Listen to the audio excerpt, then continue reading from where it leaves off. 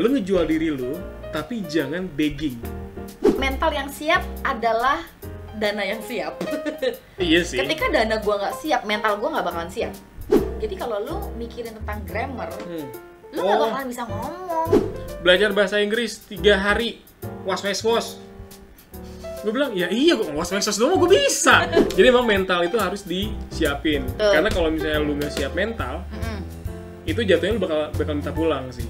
Karena ya personal statement itu adalah saatnya lu buat show off, buat bragging. Buat bragging, tapi jangan bohong. Dikit udah semua, pokoknya nyampe sono gua nggak kenal siapa-siapa.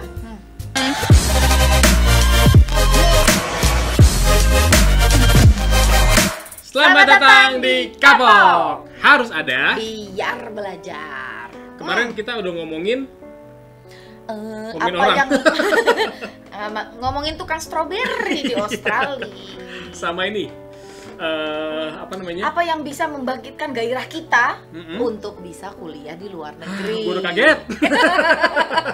Itu. Nah, sekarang masalahnya adalah, oke nih, gue udah punya kemauan, keinginan yang kuat. Willingness tuh udah kuat. Udah terbentuk. Tapi gue nggak tahu caranya gimana. Nah, gampang. Oke, gimana tuh? Gimana coba? Ya lu. Oh, gue ya.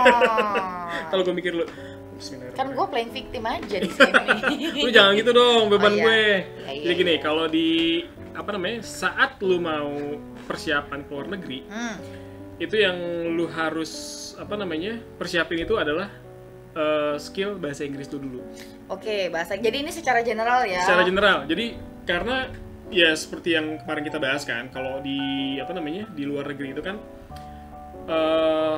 bahasa internasionalnya kan pakai English. Bahasa pengantar perkuliahan. English. Beberapa kampus ya. Most of them pakai English. Jadi ya better kalian itu persiapin untuk bahasa Inggrisnya dulu. Jadi diperdalam nih bahasa Inggrisnya dulu. Nah, lo sebagai guru bahasa Inggris kan menganggap itu penting gak sih? Penting buat keperluan si orang yang mau ke luar negeri, penting juga untuk kepentingan finansial gue. Jadi itu penting sangat. Artinya nih, kalau memang bahasa Inggris itu skill yang paling pertama atau langkah pertama yang mesti kita benar-benar persiapkan untuk mau ke luar negeri, berarti sebenarnya ada standar dari badan-badan penyelenggara beasiswa atau apapun itulah untuk mengirim ke luar negeri, yaitu biasanya diukur sama skor IELTS. Iya, TOEFL, IBT. TOEFL, bukan TOEFL, TOEFL. TOEFL. Emang nggak TOEFL? TOEFL. TOEFL? Ya gitu. IELTS? Head, shoulders, knees, and toe. Nah, toe kan, makanya TOEFL. Oh iya. Udah, kalau urusan bahasa Inggris udah lah. Iya, maafin gue, ampun. Oke. Sombong lah gue kali-kali. Itu doang yang bisa gue sombongin, soalnya nggak ada lagi yang lain. Kemarin gue yang sombong ya? Iya. Maafin gue Mel ya. Gue udah. Nggak, tunggu tahun depan lagi baru lu bisa minta maaf sama gue. Nunggu lebaran tiap ini. Jadi bahasa Inggris itu dulu ya. Jadi diperdalam dulu, maksud gue. Kalau misalnya dia udah mau lulus nih, nah terus tiba-tiba bahasa Inggris gue masih belepetan gitu loh. Mau lulus apa nih? Lulus SMA. Oke. Misalnya, nah bahasa Inggris, gue masih ngerasa bahasa Inggris gue belum terlalu cakep gitu loh, dan cukup. Nah itu apa yang mesti gue lakuin? Kursus sih. Kursus secara intensif. Kalau sekarang banyak yang nanya kayak gini, Mel bisa nggak sih kita kursus atau belajar bahasa asing tuh nggak usah datang ke tempat kursusnya lagi, tapi kan sekarang udah banyak YouTube, udah banyak aplikasi Duolingo lah, segala macem lah udah ada di situ. Chat juga udah bisa langsung bareng-bareng sama native speakersnya bahasa Inggris. Sekarang malah ada yang video itu apa sih? Omegle? Bukan Omegle? Ome TV. Nah, sekarang malah ada Ome TV itu yang lagi ngetren banget kan? Buat belajar bahasa Inggris ya? Bukan belajar sih, maksudnya lebih ke praktikal. Betul. Ngobrol sama orang native langsung. Nah, kalau ditanya itu mendingan mana ya Mel? Mendingan gue belajar bahasa Inggris yang gratis dan sudah disediakan sama alam gitu, atau gue masih perlu tetap ketemu sama gurunya? Nah, kalau gue jawabnya dua-duanya. Kalau lu kebutuhannya di sana bukan untuk akademis, mungkin lo nggak pakai tutor nggak masalah. Tapi ini berhubungan sama akademis, dimana lu butuh tutor untuk meng-guide lu apa yang harus lu pelajarin dahulu. Secara tata kebahasaannya itu bagaimana? Kalau kita bahasa asiknya mah tensis lah. Karena kalau udah tensis. Nah, tensis nggak asik itu enggak. Makanya kan gue bilang asik. Oh jadi biar lebih terpattern ya. Betul, ada patternnya. Terus arahannya tuh bukan cuma bahasa casual seperti yang kita dapat di platform-platform yang disediakan oleh alam itu. Kalau itu kan lebih ke bahasa yang lebih spoken lah ya, komunikatif. Nah kalau untuk keperluan akademis biasanya kan bahasa-bahasa yang dipakai ya lebih akademis. Oke. Begitu. Tapi gue juga untuk kalau gue ya belajar bahasa Inggris gue tuh dari nonton film sama dengerin musik. Betul. Jadi gue dengerin musik, gue nggak lihat teksnya dulu. Gue dengerin dulu dia ngomong apa kira-kira. Setelah gue tulis sampai habis lagunya, baru gue cek di website. Kira-kira oh gue ini ada yang salah, ada yang salah. Tapi kalau kayak gitu better memang vocabulary-nya harus digedein dulu ya. Vocabulary gede. Kok gede sih? Luas maksudnya. Diperbanyak ya. Takut kakak. Kenapa dong? Jangan pakai bahasa-bahasa yang kayak begitu Gede. Iya. Emang kenapa kalau gede? Oh ya nggak apa-apa sih. Ya, gitu. Iya. Ya, benar. Otak lo aja yang gede. Iya benar. Iya dong. Harus. Yang lainnya kecil. Nah cuman kalau ketika lu sadar nggak, ketika lu belajar belajar melalui platform-platform yang udah ini, kira-kira lu bakalan bisa nggak tes TOEFL? Kira-kira lu bakal bisa nggak writing di IELTS? Kalau ya karena kan gue kalau pas gue dengerin musik itu kan gue nggak tahu itu mereka lagi ngomongin apa. Ya. Kayak misalnya waktu itu gue lupa judul lagunya apa kayak You are stuck in my heart like counting a million stars. Gue nggak tahu dia itu ngomongin apa sih, stuck in my heart, counting a million stars, karena gue nggak tahu itu tensisnya. Dia ngomongin dalam apa, maksudnya dalam konteks apa gitu loh. Betul itu udah belajar idioms lah istilahnya, kalau kita bahasa Jawanya mah idioms. Oke. Idiom ya. Kalau idioms oke. Kalau apa namanya? Berarti kalau misalnya gue belajar pakai pakai lagu itu, gue bisa listeningnya, gue bisa nulisnya. Tapi mungkin secara tulisan gue masih belum bener karena kan cuman denger doang. Betul. Kayak misalnya stars, gue nggak tahu itu dia pakai S atau enggak misalnya gitu kan. Counting gimana spellingnya, countingnya gitu. Makanya kenapa itulah gunanya guru. Jadi walaupun banyak udah ada platform lagu, media-media yang bisa lo pakai buat belajar, tapi ketika ada gurunya, dia yang akan meluruskan segala pertanyaan-pertanyaan yang memang kita nggak bisa cari in particular langsung di dalam Google yang sebesar itu. Gitu loh. Ngerti kan maksud gue? Ya kalau nggak ngerti, ngertiin aja lah pokoknya. Gue juga emang begitu sih. Gue juga iya aja udah. Tapi gini loh Mel, tapi kan sekarang di Google aja kan udah ada misalnya banyak beberapa website itu yang ngasih tahu nih tenses, present tense, formulanya apa. Betul. Gitu loh. Jadi sebenarnya dia nggak perlu tutor, bisa dong. You don't have to save your job ya. But they don't actually give you the context. Just like what I said before nih, kalau lu inget gak sih, nih ya teman-teman juga, lu coba inget-inget ketika lu semua masih pada sekolah nih. Waktu sekolah itu, nah ya pas sekolah yang zaman dulu banget itulah pokoknya ya. Enggak gitu dong. Nah pas waktu sekolah lu misalnya belajar present simple di sekolah tipikal Indonesia ya, kita pasti diajarinnya rumus present simple, subject plus verb 1 plus bla bla bla bla.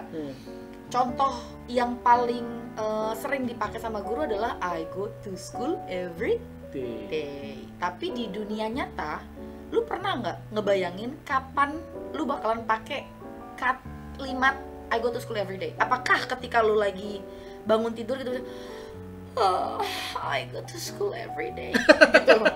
Atau kan lu lagi makan gitu sama keluarga gitu, tiba-tiba you know what? I go to school every day. Enggak kan? Nah, makanya konteks itulah sebenarnya yang lu butuh dibutuhkan. Pembimbing. Gitu. Betul, pembimbing. Nah, apalagi konteksnya dalam hal seperti TOEFL, IELTS yang memang IELTS itu kan sebenarnya sih terbagi jadi dua ya, ada yang akademik, ada yang general ya kan. Cuman kalau kita bicara tentang TOEFL itu semua udah akademik. Nah, itu udah ke akademik, artinya bahasa yang akan lu pakai, vocabulary yang lu pakai itu akan lebih akademis lagi. Seperti itu. Dan kalau lo Google bagus, gue nggak bilang googling salah, gue nggak bilang YouTube juga salah, tapi kita kan nggak tahu apa yang mau kita pelajarin duluan gitu. Emang lu tahu lu mesti belajar present simple dulu apa past simple dulu? Iya. Ya kan? Nah, jadi gue nggak tahu. Oh nih dari tenses udah berapa banyak sih? Ada 16. Nah dari 16 tenses itu gue mesti pelajarin yang mana dulu untuk basic? Gitu. Kayak gitu. Biasanya itu dari apa dulu sih? Present dulu. Biasa sih present simple. Baru kedepannya kayak macam-macam kan? Macam-macam itu come back again to the context sebenarnya. Seperti itu. Tapi kalau misalnya gitu loh. Dede Gilang. Apa namanya? Yaudah gue pelajarin aja dulu semuanya nih gitu loh. Gue nggak tahu. Yaudah apa kayak membabi buta lah gue pelajarin. Oke, present simple, terus tiba-tiba gue loncat ke past perfect. Past perfect. Terus gue tiba-tiba loncat ke future past tense gitu misalnya. Tapi gue udah paham teorinya. Bisa aja kan sebenarnya, atau itu akan ngerusak? Bisa. Gue nggak bilang either way itu lu salah, enggak. Cuman kekurangannya adalah ketika lu kayak gitu, you will not be able to speak karena lu akan overthinking. Aduh, nih gue mau speaking ini pakai tenses apa dulu ya? Apa gue mau pakai continuous? Makanya gue bilang di sini perlu konteks. Yang harus lu pelajarin itu bukan apa sih? Lu harus ngapalin rumusnya atau gimana, tapi konteks. Ketika lu mau ngomong ini, tenses apalah yang lu pakai, dibangun sama konteks-konteksnya seperti itu. Nah, tapi kan kalau ada formulanya itu berarti kita akan jadi menghafal dong.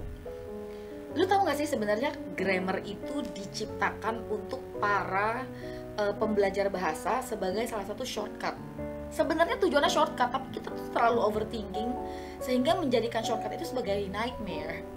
Iya. Karena misalnya gue ditanyain nih, what did you do last night gitu kan?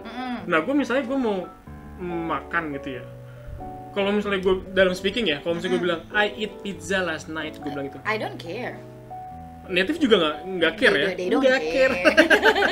They don't care. Mereka nggak peduli ya maksudnya. They don't care. Tapi TOEFL sama IELTS they do care. Begitu. Makanya kenapa kalau lu emang pengen fokusnya ke IELTS atau TOEFL, lebih baik yang lu belajar langsung sama tutornya. Oke. Yang ada tutornya. Ini in particular ya. Seperti itu. Ya either berarti memang bagusnya lu cari tutor dulu, setelah itu lu perdalam lagi sendiri. Betul. Daripada lu perdalam sendiri dulu, takutnya lu pusing, lu ketemu tutor malah makin pusing. Itu juga bisa sih sebenarnya. Gue malah lebih suka yang second options. Iya. Jadi ketika lu ketemu tutor, lu tuh malah udah tinggal pengayaan aja. Pengkajian aja udah pengajian. Pengkajian aja. Jadi lu basically tuh lu udah punya basicnya. Jadi lu pas datang ke kelas ketemu tutor, lu tuh nggak yang kosong-kosong amat. Jadi lu udah bisa membicarakan topik-topik yang lebih further.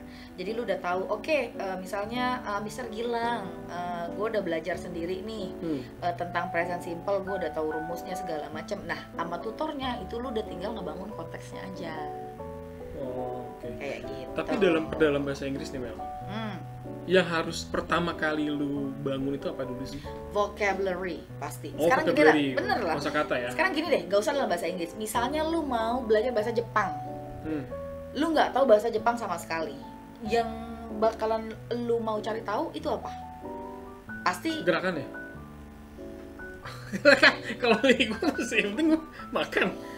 Kalau gerakan itu udah universal ya. Tarzan ya. Tarzan kan. Nah, pasti kan lu pengen bilang, "Duh, gua kalau mau ngomong terima kasih gimana ya dalam bahasa Jepang?" Atau enggak, "Duh, gua kalau mau bilang minta maaf gimana ya dalam bahasa Jepang?" Kalau selamat pagi apa selamat pagi? Gitu kan pasti. Atau bahasa Spanyol.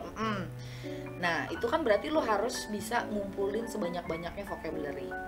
Setelah itu sebagai salah satu fondasi ya kalau lu pada mau belajar bahasa asing. Ini nggak tertutup sama bahasa Inggris doang sih sebenarnya.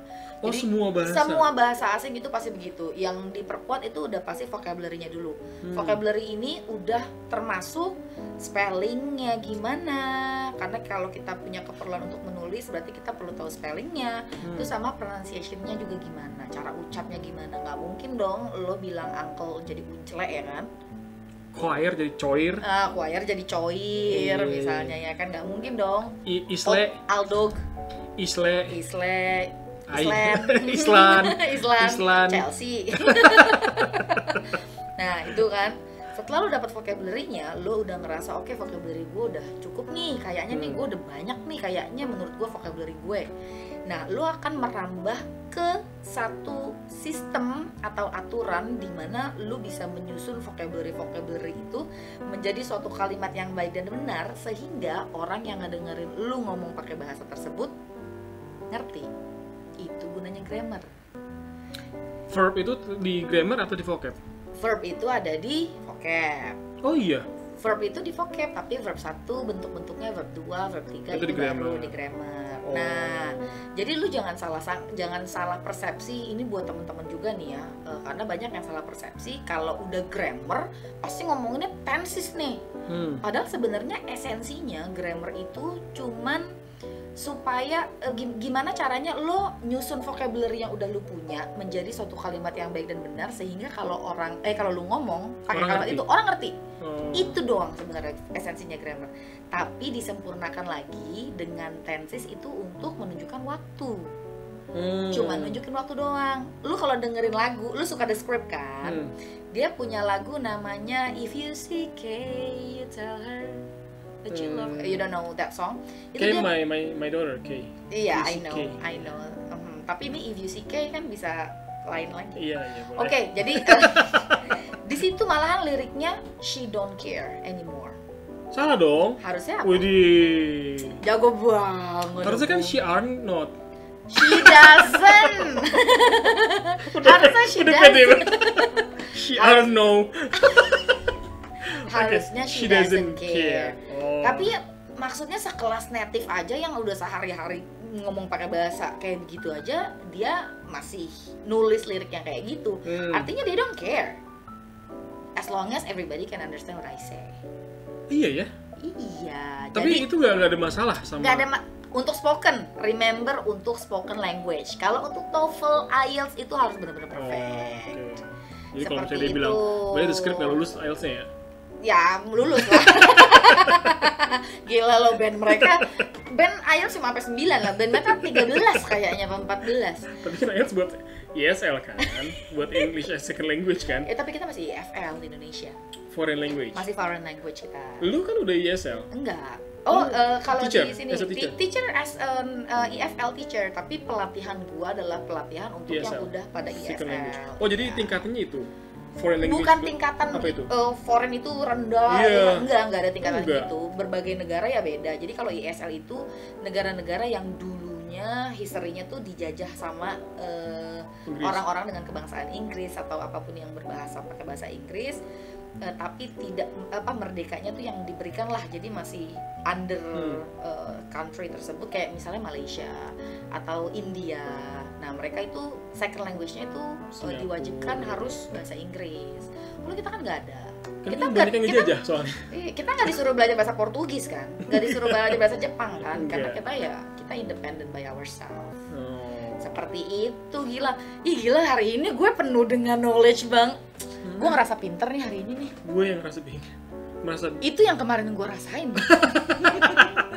Kemarin gue ngerasa kayak gitu. Hari ini gila gue pinter banget lang. Ya, enggak, ini emang sesinya lu kok. Oh iya, makasih. Gue bakal angkat. Terima kasih lu, sudah. Nanti di saat ada sesi lagi.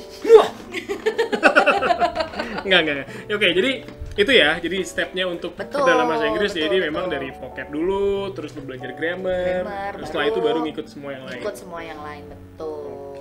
Idiom, tapi emang gue pernah denger sih grammar itu nggak terlalu penting sebenarnya. Lu tahu nggak? Ada yang bilang malah Mr. Grammar cannot speak.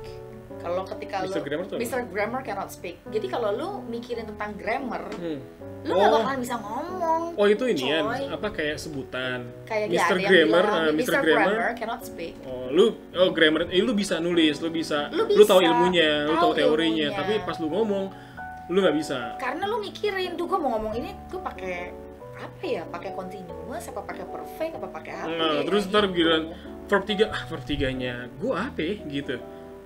Jadi mikir kan? Intinya adalah grammar sintaksis itu adalah untuk mensupport lu untuk bisa berbicara bahasa Inggris. Tapi kalau ternyata si support system ini bukannya mensupport tapi malah memblok lu dari lu bisa belajar dari bisa bicara bahasa Inggris, ya udah lu nggak usah pikirin lah grammarnya. Esensinya toh you know I know, you understand I understand, Iya. you speak I speak. Be careful kan? Be careful jadinya. Goodbye. Enggak, tapi gini loh. Oke, berarti secara secara praktikal grammar memang enggak. Cuman lu butuh tutor untuk saat lu mau kuliah ataupun lu kerja di luar negeri. Betul, lebih ke sisi akademisnya. Sisi akademisnya sebenarnya. gitu Betul. kan. Oke juga ya hari ini ya. Oke, Betul. teman-teman, gitu dulu ya. Terima kasih semuanya sudah datang di webinar saya. Makanya kayak sesinya lu ya. Oke, Iya. terus abis nih. Dia udah bahasa Inggrisnya udah kursus. Di sini di mana-mana banyak tempat kursus, jadi teman-teman bisa pilih. Bahkan Bisa gue pilih pernah dimanapun. ngeliat di tiang listrik belajar bahasa Inggris 3 hari was. Gue bilang, ya iya gue was doang gue bisa, nggak usah 3 hari. bayar. Iya, was gitu loh. Nah itu kan banyak banget ya. Jadi mereka gue udah kursus nih, gue udah pede sama ini gue gitu loh. Terus mereka bisa apa lagi abis itu? Maksudnya gimana? Stepnya untuk keluar negeri. Gimana sih maksudnya? Jadi- kan gue jadi blow on lagi kan. Settingan gue udah kembali ke settingan awal nih jadinya nih. Gue Settingan pabrik gue lah. cuman settingan pabrik doang. Gue poin 1 sama poin 2 doang nih yang pinter nih. Oh maksudnya udah nih lo udah ngambil kursus bahasa Inggris, Bahasa lo udah Inggris, lewat lo udah- IELTS, udah lewat- Belum. Oh belum, Nah, oke. abis itu berarti dia harus ngambil IELTS-nya lagi. Iya. Nah, saat ngambil IELTS, gue sih saranin mereka untuk ambil preparation di kursus deh. Oh iya Kalau menurut gue.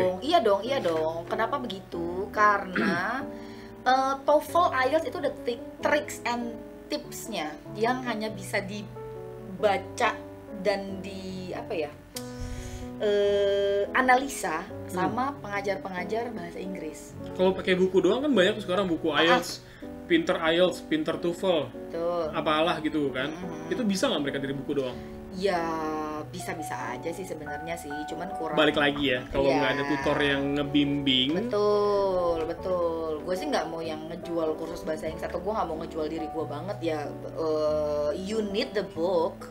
Bahkan banyak buku-buku yang juga ada tips atau triksnya segala macam. Tapi kadang malah tutor itu yang bisa mentranslate apa yang dimaksud sama buku ini dengan menggunakan bahasa yang lebih simpel untuk para pelajar.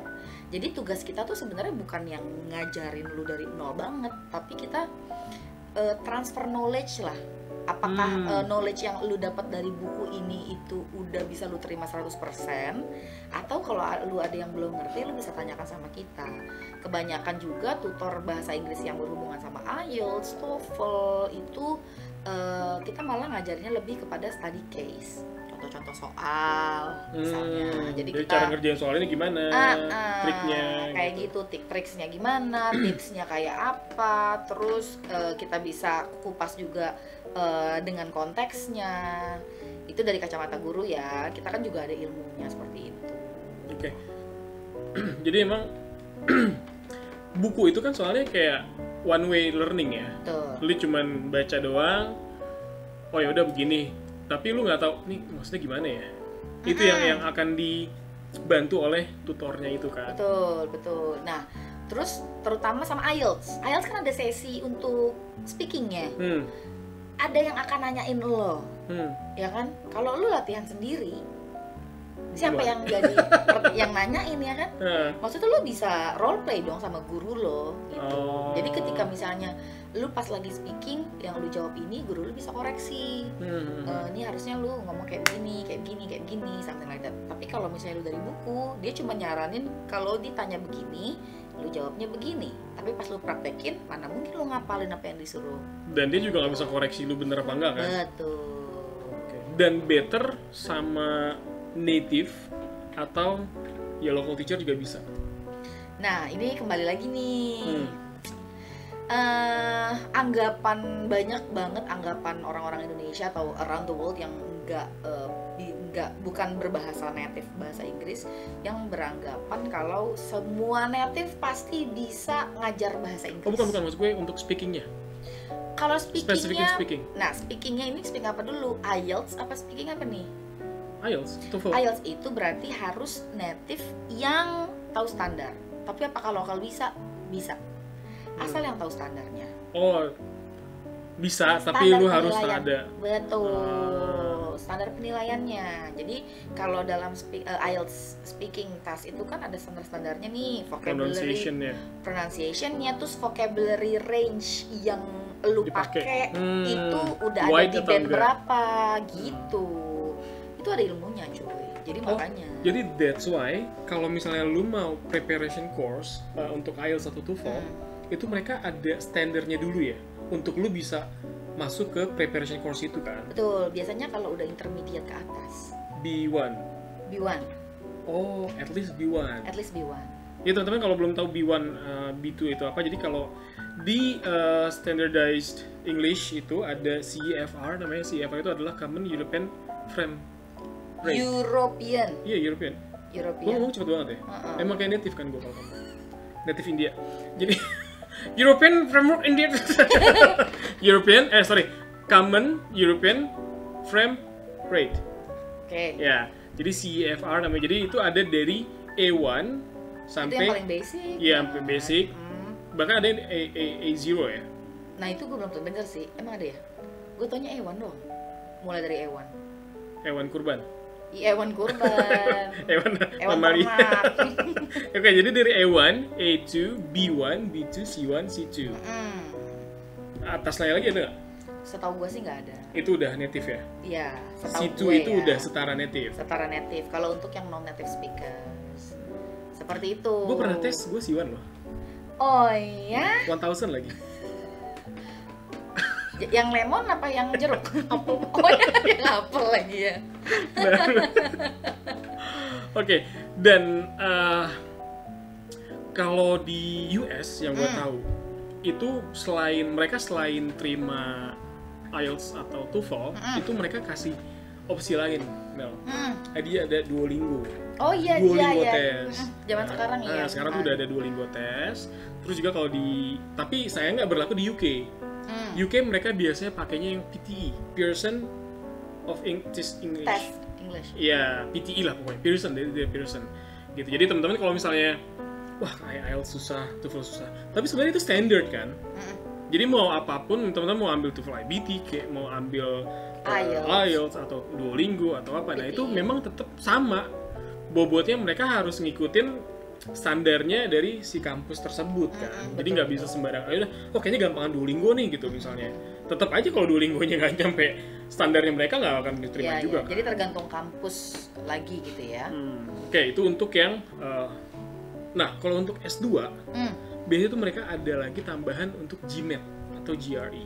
Oke, itu stands for what? GMAT itu adalah Graduate Management Admission Test.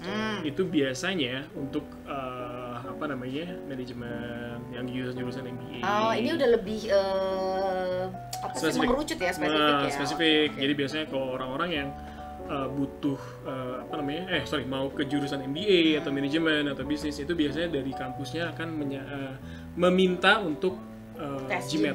Tes GMAT.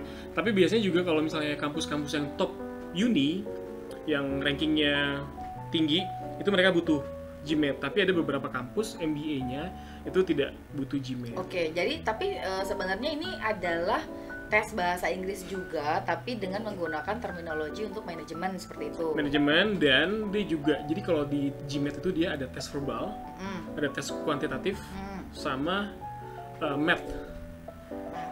Jadi itu yang akan dilihat dari si applicant gitu loh. Jadi dari segi verbalnya, dari mathnya, dari kuantitatifnya itu kira-kira udah cukup atau belum skornya gitu. Karena skornya itu juga menentukan juga. Gitu. Terus ada lagi GRE. GRE apa tuh? GRE itu adalah graduate at bukan admission. Graduate recorded examinations gitu. Nah, kalau ini graduate untuk program yang S2.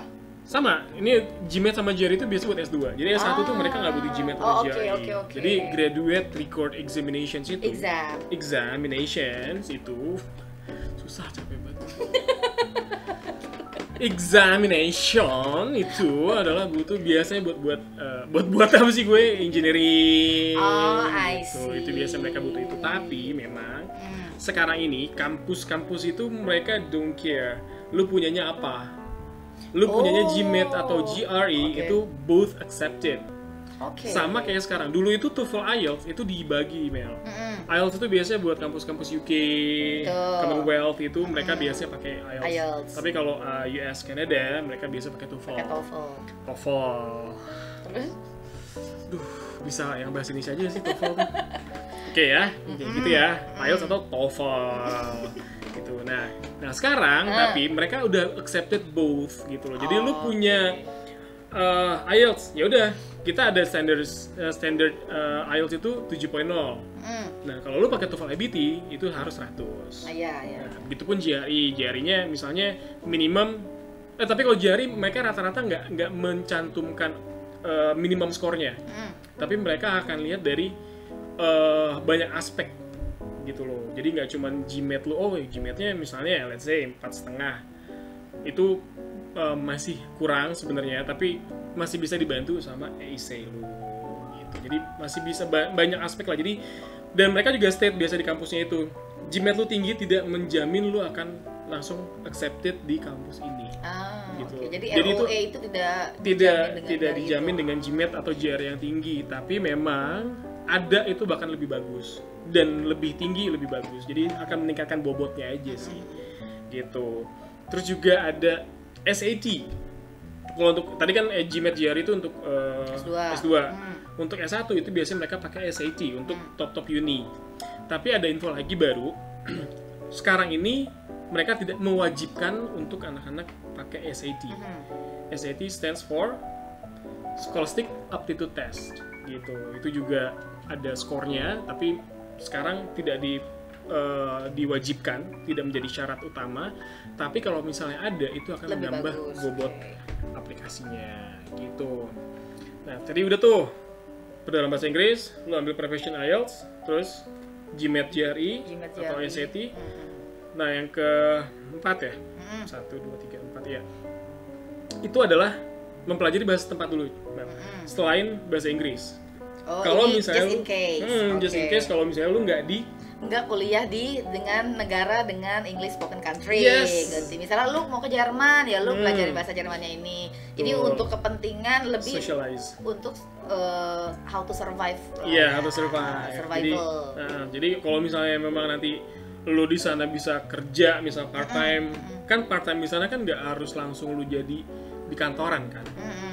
Jadi yang mungkin orang-orangnya bahasa Inggrisnya bisa lumayan gitu. Cuma kan lu bisa part time jadi misalnya waiters atau enggak waitress. Nah, kalau cewek, kenapa sih lu maunya yang cewek aja? Waiter gue udah tahu. Waitress bahasanya pronunciation waitress. Sweater apa sweater? Sweater. Kalau sweater? Bear apa bear? Yang bear. Gue takut deh. Ya udah. Ya jadi pelajarin bahasa tempat dulu. Jadi teman-teman nggak akan kagok. Jadi nanti saat socialize di sana. Abis itu urusin paspor lah. Iya. Mau keluar negeri harus ada paspor ya? Keluar negeri harus ada paspor. Nggak bisa pakai KTP gitu nggak bisa. Kartu keluarga, BPJS kayak bisa deh. Lu ngapain? Mau klaim katanya. Ketenaga kerjaan lagi. Iya. Pakai, jadi harus apply harus ada paspor ya. Harus ada paspor ya. Of course kalau negara-negara dengan visa ya barengan deh tuh ya. Paspor bareng-barengan sama visa. Nah kalau visa untuk orang-orang yang studi ke luar negeri itu biasanya pakai student visa. Student visa. Oke, itu apa sih? Yang kan ada banyak tuh, ada F1, ada J1. Kalau US. Kalau US apa? Kalau US ada F1, ada J1. Oke, Ada kalau negara M1. lain? Negara lain mereka cuma student visa aja, student pass biasanya kalau. Oh, mereka bilangnya begitu. Oke, Student baiklah. visa. Kalau karena kalau di US itu mereka pengkategoriannya tuh banyak, ada lu ada mau bisnis, lu mau cuma turis. Nah, itu ada kategorinya lagi. Terus kalau untuk apa namanya? Student aja ada 2 kategori, dia ada F1, ada J1. F1 itu untuk yang student, J1 juga student, tapi dia lebih ke Magang. bukan, dia lebih ke kayak SMK gitu loh. Jadi kayak praktik langsung di sana gitu loh. Apa kalau bukan magang? Sama ya. Aduh, gue yang awal. Maaf ya teman-teman ya. Saya baru makan jadi otaknya kesini semua jadinya. Oke. Nah, terus selain itu, selain abis lu apply paspor, nah kalau misalnya lu masih SMA atau lu masih kuliah, itu bagusnya sih digedein tuh nilainya. Jadi gedein nilai Paspornya. dulu baru apply paspor, apa paspor dulu baru gedein? Bebas. Bebas Kan lah ya. bisa barengan. Paspor itu kan nggak lu harus 17 tahun kan? Iya sih. Dari bayi juga lu bisa apply paspor. Jadi while you lagi Uhuy. jadi sembari lu masih di SMA, Literally. lu masih kelas 1 misalnya, ya lu apply paspor aja karena paspor kan bisa 5 tahun kan. kemudian. 5 tahun. Karena minimum untuk apply ke ke luar negeri itu at least paspor lu itu masih berlaku at least 6 bulan. Oke. Itu masih bisa, lu masih bisa apply. Nanti kan setelah lu apply lu bakal diperpanjang gitu ya. Iya. Karena lu akan dapat visa dan lain sebagainya kan. Betul. Nah, Oke. jadi apa namanya? Ya lu tinggiin deh tuh nilainya di SMA. Tapi kalau misalnya di SMA oke, nilai gua pas-pasan atau tingginya misalnya standarnya 70, gue cuman rata-rata nilai gue 80 gitu misalnya, kan nggak tinggi-tinggi amat tuh, nggak sampai yang 95 atau 98 standarnya. Oh, maksudnya UKK-nya. UKM, UK apa sih? UKK. Iya gitulah, standar. Ya Ya, gitulah, pokoknya ya ya. gitulah Ya, ya. gua ngerti. Standarnya. Bahasa sekarang pokoknya itu ya. Standar 70. Standar 70, nilai Lu dapet gue 80. rata-ratanya cuma 80, tapi gue punya banyak banget kegiatan di luar akademis. Nah, itu yang bisa membantu juga. Ah. Jadi, kalau misalnya lu ngerasa kayaknya nilai gue pas-pasan nih gitu misalnya. Let's say 70, lu 75. Ya lu banyakin kegiatan di luar sekolah. Contoh. Non akademis, misalnya lu jadi OSIS, anggota anggota PMR. PMR. Oh itu bisa juga PMR? Bisa. Yang penting lu ada organisasi yang bisa lu Gue pramuka, pakai. penggalang gue sampai penggalang. Penggalang tuh Kelas 4 sampai 5 SD. gue siaga udah.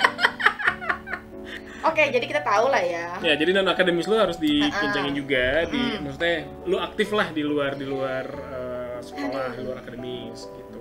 Nah, habis itu Mel, ini yang nggak kalah penting nih. Ini kalau yang gue baca-baca nih, apa sih yang lu harus siapin ke luar negeri? Apa yang lu harus siapin nih mau ke luar negeri? Itu mental.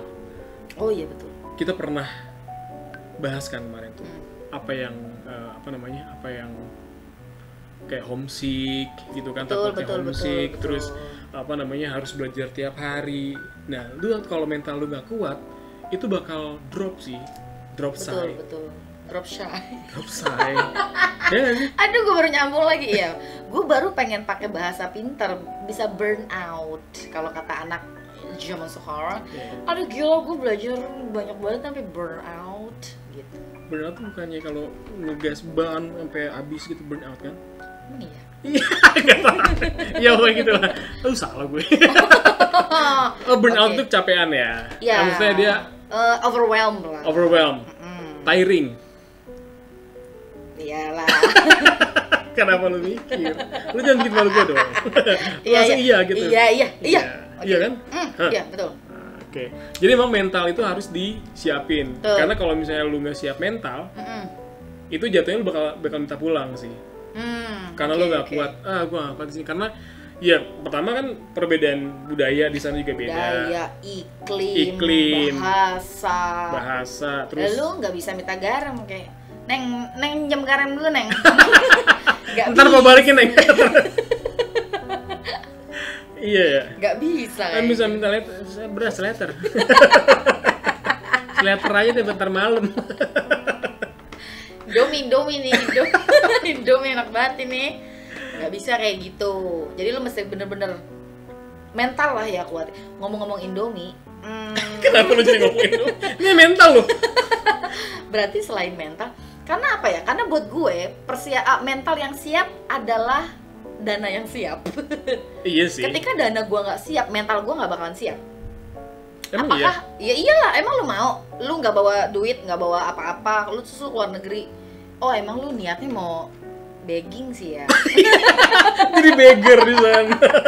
Wah, saya dari Indonesia. Lu tahu kan yang berita yang di Turki ada orang beggar gitu dalam 1 bulan berapa ratus juta rupiah lah dia bisa ngumpulin gitu. Nah jangan Turki Mel. Apa? Turki gue bilang. Turki di Indonesia tuh ada, kemarin gue baru lihat. Oh iya, yang ada beritanya. berapa M ya? Iya, dia punya. Ada deposito. Dia punya cek. Oh cek bukan Cek deposito. 1,3 M. Ngemis aja apa kita gilang ya? Gue bingung itu yang ngasih cek. Gue gak ada duit receh, cek aja. Gitu kali ya? Bukan, dia mengecekkan itu kali penghasilan dia kali. Hah? Jadi dia ngumpulin duitnya dulu nih sampai bertahun-tahun terus baru dia jadiin cek. Gitu. Ya, 1,3 M itu yang cek loh. iya tahu. Belum yang uang yang receh-recehan. Iya, uang cashnya. Uang cash terus ada di rekening ya kan. Iya, buku tabungannya banyak. Dah, kita ganti aja ya sekarang ya. Profesi kita mohon maaf nih teman-teman bukan jadi podcaster lagi. Ih, gue amit-amit nih, gue Ih, amit-amit. Enggak jadi. Gue belum kerja ya Allah. Maaf ya Allah, email aja. Enggak ya Allah bercanda. Ah, Allah juga tau kita bercanda. Ya, Tuhan, tolong ya Tuhan. Oke. Oke. Oh, jadi lu harus budgeting plan-nya yang bagus untuk Betul. lo. Karena gue ngerasa gue akan siap secara mental kalau gue tahu gue punya dana yang cukup. Iya. Ngerti sih maksud gue. Saat lu kangen dan lu mau pulang dengan lu punya dana kan lu bisa pulang anytime. Betul. Tapi kalau misalnya lu kangen dan lu gak punya dana ya udah lu bisa gigit jari doang. Betul. Jadi budgeting plan penting juga ya. Budgeting selain plan mental ya. penting. Tapi kalau kayak misalnya kita ikutan beasiswa gitu dari LPDP, kita kan misalnya oke deh kita nggak punya dana gini. Maksudnya kayak gue nih, gue nggak punya dana sama sekali, tapi gue cuma ngarepin dari negara doang gitu. Itu bisa kita ngerasa secure nggak sih? Harusnya secure Karena udah dikasih juga ya. karena kan tapi gini loh. LPDP itu akan apa namanya? Memberikan budget. Oke, lu dapet sekian ya. Gue mau ngomong sekian dan segini untuk per bulan dan itu yang harus lu saving Okay. gitu. Ya, lu harus bisa dari gaya hidup lu, jangan Ngerti. mentang-mentang lu Tapi dibayarin itu berarti negara. dikasihnya berupa cash ya? Bisa cash. Kayak KJP ya? Iya. Kerja apa sih? Kartu Jakarta Pintar. Oh, iya benar. Orang Tangerang nggak tahu. Kan Oh iya. Tangerang nggak ada KTP. Kartu Tangerang Pintar. Oke. Nah, maaf ya Pak Jokowi. Itu program yang amat sangat bagus, Iya, Pak. sayanya aja yang kurang. Iya, jadi beasiswa juga bisa mendukung selain dana pribadi kita dong, berarti dong. Gitu. Tapi ya kalau emang lu bener-bener nggak ada budget, emang beasiswa dari pemerintah itu memang ngebantu banget sih. Jadi Ya, biar betul. lu nggak di sana, lu bisa tenang lah untuk dalam lu belajar. Gitu, men. Oke, ini kan persiapan yang kita siapkan untuk dari dalam diri kita nih. Apakah ada bahan pendukung lain yang perlu kita persiapkan tapi dari luar? Seperti misalnya surat rekomendasi. Soalnya kan kalau mau tinggal di luar negeri kan lu mesti punya surat rekomendasi dari salah satu keluarga yang tinggal di sana, misalnya. Tapi kalau belajar tuh mesti ada surat rekomendasi juga nggak? Dari misalnya kampus di sono. Iya, ada. Oh, masih ada. Ada recommendation letter Tapi sebutannya recommendation letter. recommendation letter. Jadi dari sekolah. Kalau S1 itu juga biasa mereka dari sekolah, dari teacher yang handle dia atau dari guru BK ya. Nah, cara mereka kenal sama kita sehingga mereka bisa ngasih kita recommendation letter itu gimana? Nah, itu dia. Orang yang dapat beasiswa itu kan orang yang pilihan. Jadi, kalau lu terkenal di sekolah dengan kepintaran lu, dengan kebaikan lu gitu loh. Lu akan gampang untuk untuk minta surat rekomendasi dari sekolah, dari guru BK lu. Oh, jadi nanti dia yang akan request ke sekolah yang di luar negeri itu. Oh, oke. Maksudnya gimana? Jadi lu gimana? Jadi gini loh, ini surat rekomendasi dari dalam negeri apa dari sekolah yang kita tuju? Dari dalam negeri. Oh, surat rekomendasi itu yang dari Dari dalam dalam negeri. negeri. Gua kirain Jadi- surat rekomendasi dari luar negeri, Bukan, dari bukan. sekolah, dari kampusnya. Bukan, jadi si kampus ini akan minta lu emang berprestasi. Mm-mm. Mana? Gue butuh buktinya dari guru lu deh gitu. Mm-mm. Itu mereka akan jadi Kasih buktinya ke si kampus. iya Oke, dari si terus kampus nanti- atau dari si LPDP-nya ini. Terus ntar in return kampusnya akan memberikan apa buat lo? Ya nggak ada, itu cuman Oh, cuma checklist aja bukti udah. aja. Iya. Oh, lu udah ada surat rekomendasi. Oke, oke, oke. Kalau DS2 itu dia ada dua jenis rekomendasi, ada yang dari akademik, ada yang dari profesional. Jadi ada yang dari apa namanya? Dari kampus awal lu, S1 lu, atau dari kalau udah kerja. Karena MBA itu kan dia ada minimum working experience. Mm-mm. Nah, jadi kalau misalnya udah 3 tahun, at least lu 3 tahun sampai 5 tahun ke atas tuh baru bisa apply MBA. Oh, oke. Nah, itu yang akan lu udah kerja di perusahaan ini, mana surat rekomendasi dari atasan lu? Oke. Gitu. Dan dia biasanya ada, dan itu juga ada ininya, Mel. Ada berbagai macam cara si kampus itu minta surat rekomendasi dari si aplikan ini. Either dia yang upload sendiri surat rekomendasi reference letter itu dari si orangnya, dari si rekomennya, referersnya, atau si aplikan ini cuma nulis nama datanya aja, data si rekomendernya ini. Misalnya namanya siapa, oke. Referensinya siapa? dari siapa, Referral. referee kalau itu ya. Referee. Dari siapa namanya, dia jabatannya sebagai apa. Nanti kampus yang akan menghubungi mereka sendiri. Iya, dia akan email. Nah, nanti biasanya di email yang dari kampus ke referee-nya, itu ada pertanyaan-pertanyaan yang harus si referee-nya jawab. Gitu, kira-kira dari segi value, seberapa kuat lu merekomendasiin si aplikan ini. Oh, I got it. Jadi ya masih tetap butuh pihak ketiga untuk memvalidasi ini. Tapi kalau dari dalam kita sendiri, maksudnya itu kan dari pihak ketiga nih yang memperkenalkan kita, nama kita ke si kampus di luar negeri. Tapi apakah kita bisa memperkenalkan diri kita sendiri ke kampus? Misalnya dengan nulis personal statement. Oh, ada. Betul, ada. Personal statement atau essay, kayak gue denger essay deh. Kalau yang kemarin kan gue ngomongnya essay. Ada. Oke. Jadi sebenarnya personal statement sama essay itu hampir mirip. Jadi essay itu juga biasanya yang ditanyakan akan berkisar tentang lu. Betul. Nah, itu. Jadi apa sih yang lu mau achieve di kampus ini tuh apa? Gitu loh. Terus goals lu itu apa? Banyak. Jadi biasanya mereka per kampus itu ada pertanyaannya masing-masing, tapi in general sih sama. Intinya sama. Nah, ini balik lagi nih. Berarti lu nulis esai mesti Essay. pakai bahasa Inggris. Ya gue pakai bahasa Indonesia dong. Bahasa Indonesia kan esai. Aja gua. Kira ke bener nggak bisa. Den, bantuin gua. Jadi ketika lu nulis esai, ya bahasa Inggris lu kepake lagi. Iya. Balik lagi ke yang nomor 1 tadi. Berarti ya emang bener-bener lu mesti belajar bahasa Inggris.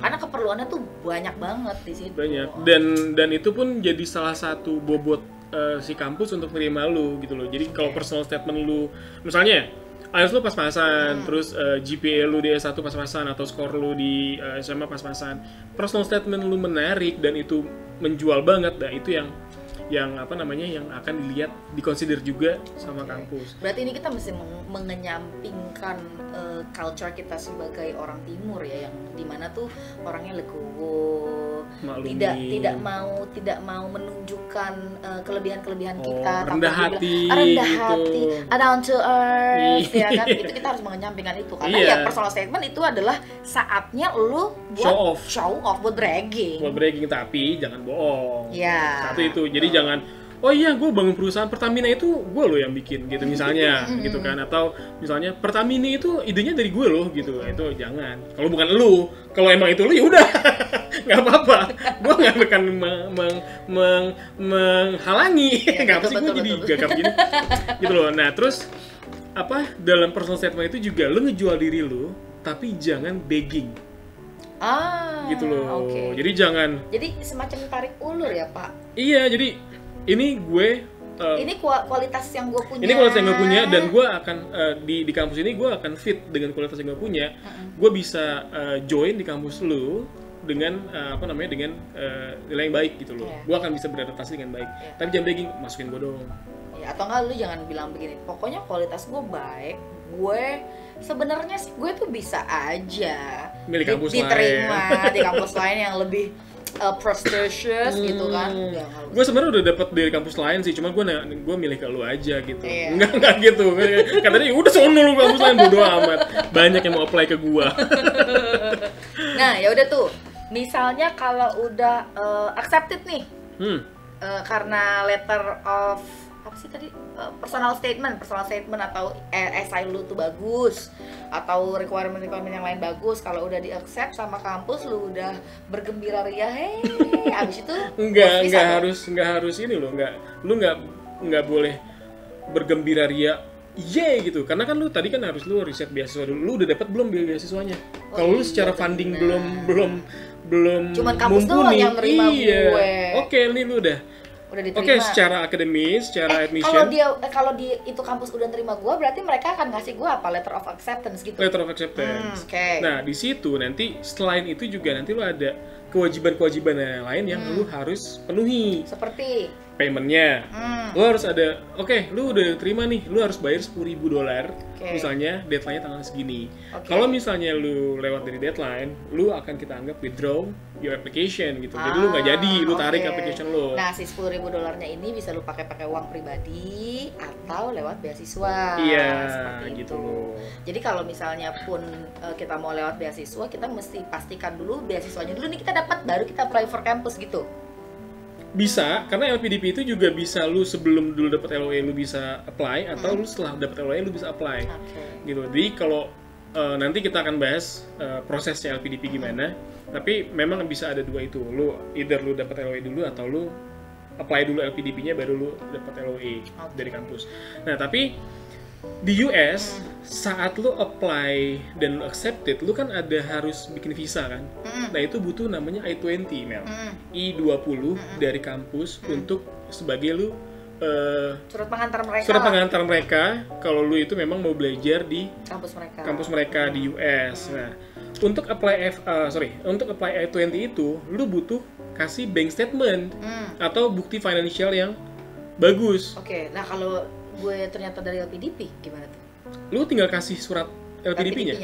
Nah, surat LPDP itu kan akan menjelaskan si ini lu dapat LPDP, granted LPDP untuk apa namanya? Dia akan dibayarin uang kampusnya full, terus dapat ininya full gitu. Nanti akan jadi di I-20 itu ada pengeluaran lu di kampus, pengeluaran dari kampus misalnya di US selama setahun. Jadi di budgeting di situ. Di budgeting. Nah, di sebelahnya lagi ada budgeting dari lu financially. Apakah lu self funded atau scholarship. Nah, itu akan dilihat balance atau enggak. Kalau lebih gede lebih oke. Tapi kalau misalnya lu nggak misalnya di bawah itu, I-20 lu nggak akan jadi. Oh gitu. Jadi tetap dong lu apply LPDP tapi lu mesti punya harta sendiri. Kalau lu udah punya LPDP-nya, ya lu tinggal kasih surat itu ke kampus. Kampus akan lihat, budget dari LPDP-nya sekian, udah oke. Keluar I-20 lu. Oke. Gitu. Tapi aku nggak khawatir sih karena kan papaku semua yang bayar. Gini nih. Aku nggak perlu khawatir. Gue pengen pakai yang pantun lu itu yang berharap itu, gue agak takut ya. Nggak boleh ya? Jangan ya. Ini halu teman-teman ya, papanya. Tapi papa aku juga sih bisa bayarin sih semua. Masalahnya papa kita di negeri. Papa kita nih di negeri awan. Masalahnya ngebiayain kita ya mata uangnya nggak berlaku ya. Enggak. Doa dari alam sana ya kan. Ya Allah nih anak saya mau LPDP mau lolosin dah gitu. Gitu. Jadi terus juga lu ada apa namanya tadi? Payment dulu kan. Betul. Payment. Nah, terus abis dari situ lu harus fulfill tes kesehatan mereka. Ada medical check up juga. Ada medical check up.